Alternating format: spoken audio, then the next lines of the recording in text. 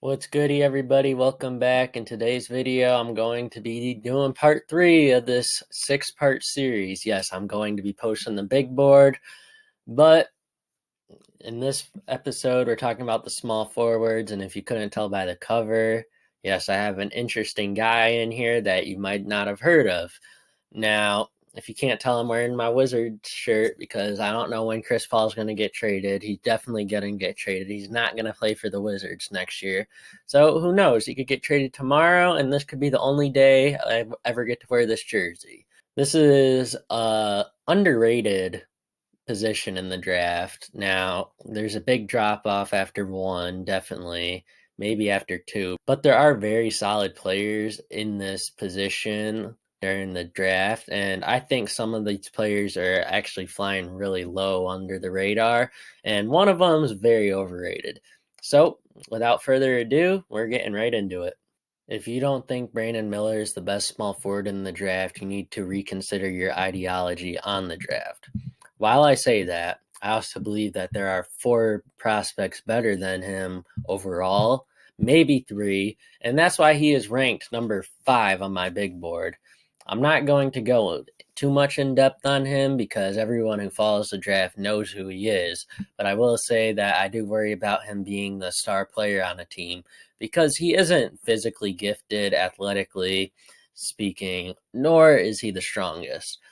And that's kind of concerning because if you look at the NBA, a lot of the best players, except for the exceptions of Luka Doncic and Nikola Jokic, the best players in the NBA are freaks of nature and very athletic, or they can really shoot the ball. Now, Miller can really shoot the ball. However, he struggles to create for himself.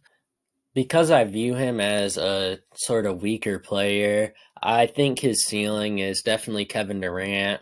However, you look at Kevin Durant, you can't deny that he's an all time great scorer. He's an all time great in the NBA. However, if you looked at his prospect overview, he was considered a top prospect. But the questions were, is he going to be strong enough? Is he going to be able to hold his own? And that's a lot of the questions that I have for Brandon Miller. So I think his ceiling is Kevin Durant, but his floor is Michael Porter Jr., who is just a simple spot up shooter that moves off the ball rather than creating for himself. After Miller, there is a significant drop off in pure scoring ability. However, the defense is elite in my prospects at the 3.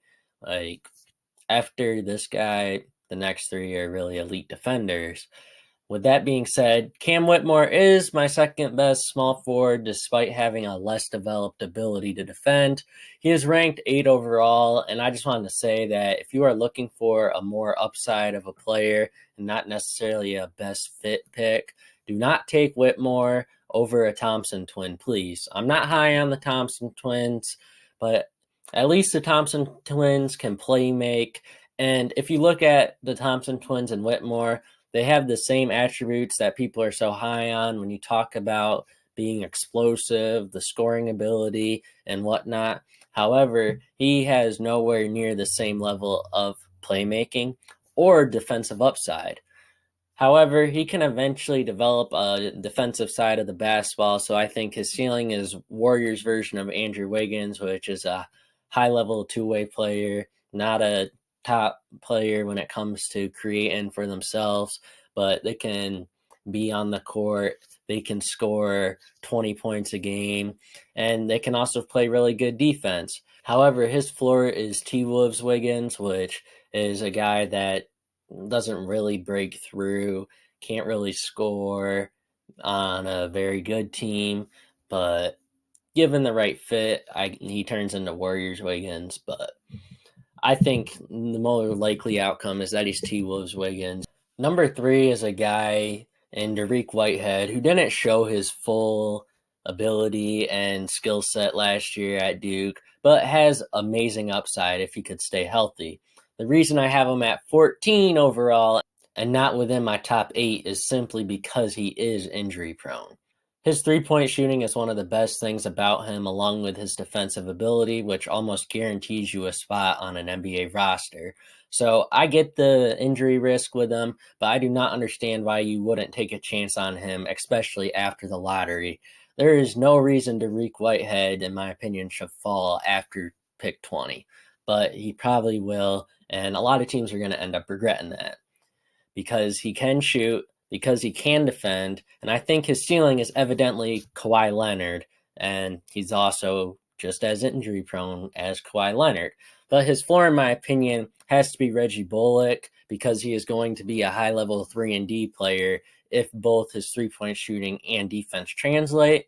Yeah, if you looked at the thumbnail, this is the guy we're going to be talking about at number 4, and it's Olivier Maxence Prosper, who is 15th ranked on my big board. Many have not heard of him, but he was at Marquette, and he has the best intangibles to be a great 3 and D guy in the NBA. He will never reach a ceiling as great as many of these players could. However, I think no matter what, he can have an impact because he is a 6'8" wing who can defend like crazy and finish around the basket. A 3-point shot will need work, but he has the tangibles in order to fully develop one. Given this 3 and D upside, I think his ceiling is OG Anunoby, who is a very hot name on the trade market, and many teams want him to complete their championship roster. His floor, however, is Jared Vanderbilt, who is a guy with a high motor and has a willingness to guard the best player on a team, but can lose minutes due to the inability to shoot. Like, that's clearly his floor, in my opinion, and that's a quality NBA player. So he's been steadily moving up my board. If you'd watch my mock draft, I didn't even have him on it because I don't think he's getting enough coverage. He's not being talked about enough.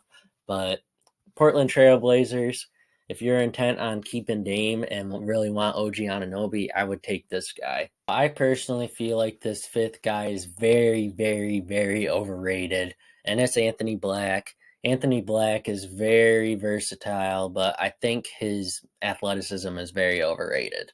And that's why he's looked at so highly. So without that athleticism, what value does he have? I don't think he's an NBA point guard at all, and I'm skeptical about him being able to play off ball as well. And that's why he's my 20th best prospect. Because if you want to be an off ball guard, you have to be able to shoot the ball. You can get away with not being able to shoot the ball if you play a power forward position or a center position, but he's going to be a 2 or a 3. I personally see him as a 3, but he has not shown any ability to shoot the ball, and that really worries me, in my opinion. But the way he's being talked about, there is an argument that his ceiling is Magic Johnson because there is playmaking upside and he's a taller guard, so to say, but I don't think he will ever reach that ceiling. His floor is something I've pondered for a while, but I have concluded that it's just such a low floor that he ends up being in the G League because his best NBA attributes are his playmaking abilities and his height. But everything else about his game is very weak. So that just gives me, unless he's drafted by a very much so rebuilding team like the Wizards now that Beal's gone, you could see him on Washington, but other than that, I'd be really worried for Anthony Black's ability to get minutes in his first few seasons, hence making it hard for him to develop. Thank you for watching this video. As always, it's been Bold Hoops with Jay Hoopa. If you haven't watched my last 2 videos, which is part 1 and 2, it's the point guards and the shooting guards videos. And we're building to the big board. Let's just say that there are some really bold takes that you might not have heard yet, and I think you should go watch that. And Power Forward's video comes out tomorrow. That's going to be interesting because I think that is the best position in the draft personally. And thanks for watching. Goodbye.